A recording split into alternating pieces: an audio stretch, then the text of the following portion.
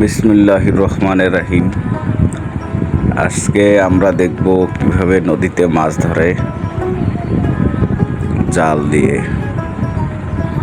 আমরা আসছি জলঢাকা গোলমুন্ডা ইউনিয়নে। আমরা নদীতে মাছ ধরা দেখব।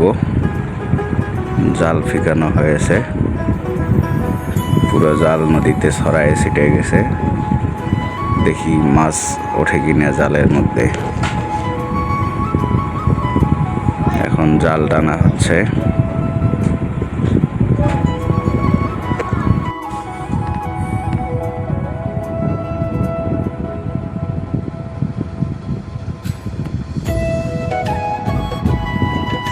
জাল আস্তে আস্তে উঠানো হচ্ছে।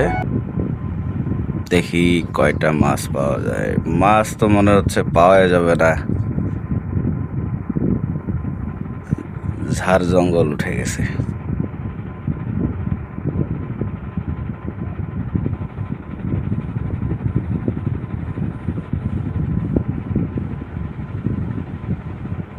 নিজে দেখা যাচ্ছে মাছ 2-3টা পাওয়া গেছে। পুঁটি মাছ সব, নদীর সুস্বাদু পুঁটি মাছ। আরো মাছ আছে, আরো 2টা মাছ পাওয়া গেছে। দেখা যাক জালে আরো মাছ আছে কিনা।